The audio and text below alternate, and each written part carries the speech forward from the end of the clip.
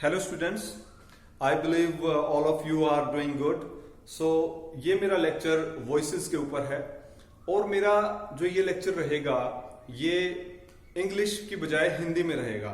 मैं इंग्लिश में भी वीडियोस बनाऊंगा और हिंदी में भी बनाऊंगा, लेकिन कुछ एक ऐसे इंपॉर्टेंट टॉपिक्स हैं स्पेसिफिकली ग्रामर के, जो कि मैं इंग्लिश और हिंदी दोनों में ही बनाऊंगा।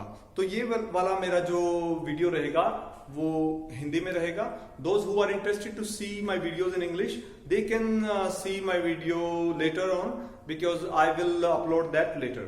एनीवेज, अगर हम कोई भी वीडियोस बना रहे हैं और मैं आपको वीडियो के जरिए बता रहा हूं, तो सबसे इंपॉर्टेंट चीज उसमें यह है कि आप अपने पास एक पेन और पेपर रखें। जहां पे भी जरूरत पड़े वीडियो को पॉज करें और वीडियो को पीछे भी करें। ये सबसे इंपॉर्टेंट चीज है जो आपने करनी है। अब कोई भी चीज करने से पहले जब हम घर बनाते हैं तो उससे पहले एक नींव होती है।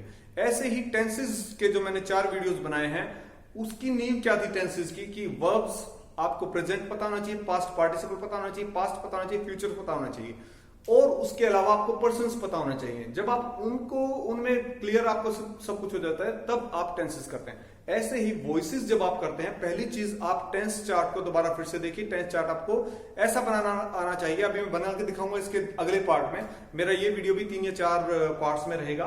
सो उसमें आपको ये होना चाहिए कि आप 1 मिनट के अंदर, बल्कि हाफ मिनट में आप अपना टेंस चार्ट फटाफट रफ बना लें। इसमें टेंस चार्ट की आपको जबरदस्त जरूरत पड़ने वाली है। अगली चीज स्टूडेंट्स ये है कि यहाँ पे केसेस जरूरी हैं। ये मैं आज आपको केसेस करा रहा हूं। These are called cases in English. Cases.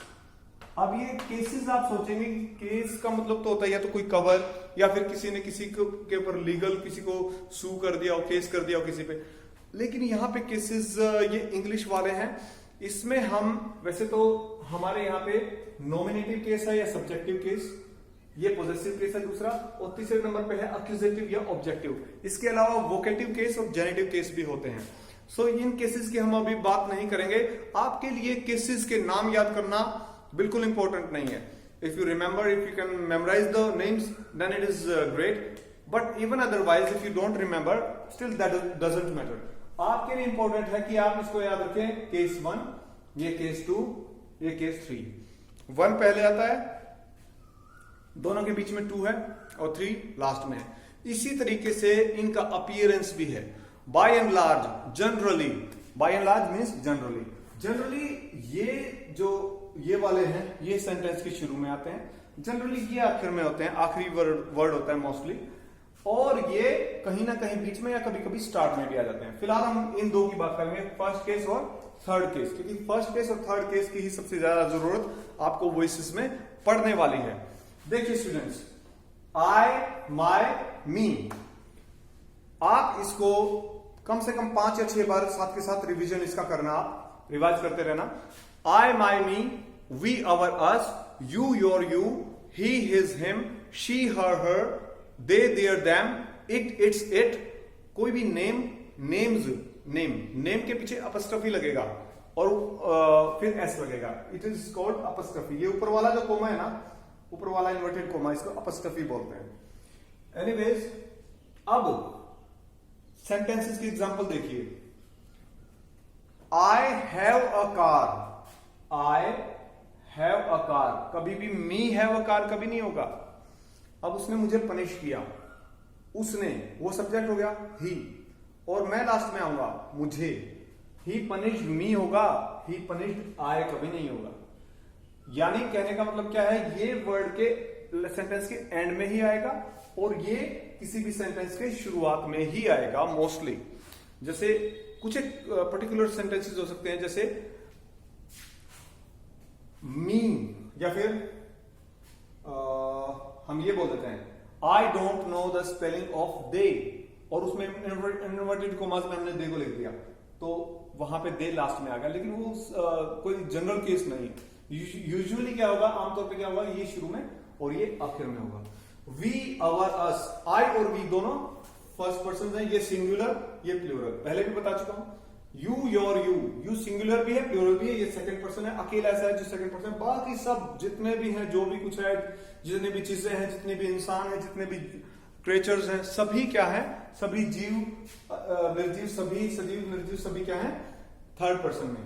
He mail के लिए, शी फीमेल के लिए, दे दोनों का प्लूरल, इट या तो नॉन लिविंग के लिए या फिर उन लिविंग क्रिएचर्स के लिए, लिविंग बींग्स के लिए है जिनके जेंडर के बारे में हमें पता नहीं होता। अब आप सोचेंगे जेंडर के बारे में क्यों नहीं पता होगा? हम आराम से पहचान सकते हैं कि डॉग है या बिच है, मेल डॉग है, फीमेल डॉग है, बट समटाइम्स बायोलॉजिकली जो भी उनमें डिफरेंसेस होते हैं, biological differences, we know them. लेकिन कई बार कुत्ता मान लीजिए बैठा हुआ है, आप नहीं पहचान पाएंगे। छोटा बेबी है, बेबी, इन्फेंट, टोडलर या फिर चाइल्ड, इन सभी के लिए भी हम इट यूज करते हैं, क्योंकि जब हम इनके बारे में बात करते हैं तो मान लीजिए इन्होंने कपड़े पहने हुए हैं पूरे और हम पहचान नहीं पाएंगे, so we use it for them. तो वो इसी तरीके से स्नेक, ही और शी हमें नहीं पता है, सिर्फ स्पेशलिस्ट को पता हो सकता है। फ्रॉग्स, बहुत सारे ऐसे क्रिएचर्स हैं जिनके बारे में हमें या तो पता नहीं है या फिर स्पेशलिस्ट को ही पता होता है। सो ही, शी, इट, ये नेम है।